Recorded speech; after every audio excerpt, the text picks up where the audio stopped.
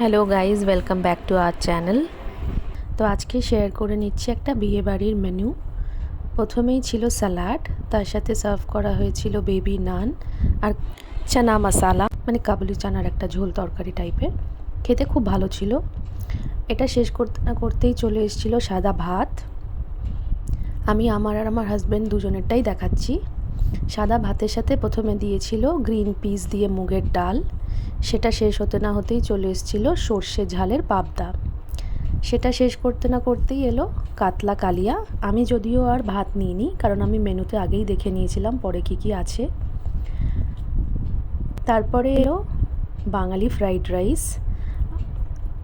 বাঙালি fried রাইসের সাথে আমার যে কোনো মাটন বা চিকেনের কম্বিনেশনই খুব ভালো লাগে, রাদার দ্যান বিরিয়ানি বা পোলাও মাংস। হ্যাঁ, তো তারপরে এসেছিলো মাটন কষা। মাটন দিয়ে বাঙালি ফ্রাইড রাইসটা তো খেতে অপূর্ব লাগছিল।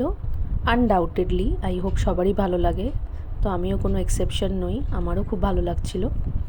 মাটনটা যথেষ্ট ভালো সেদ্ধ হয়েছিল, এবং যেহেতু এই বিয়েবাড়িটা একটু গ্রামের দিকে ছিল, তো ওদের ওখানকার মাটনের কোয়ালিটি আমি দেখেছি ন্যাচারালি খুব ভালোই হয়, কারণ দেশি খাসি ইউজ করা হয়।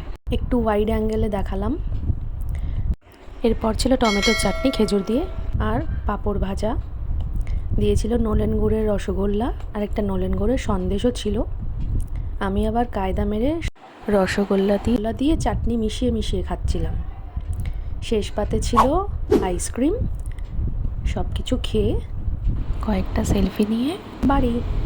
ভিডিওটা কেমন লাগলো জানিও।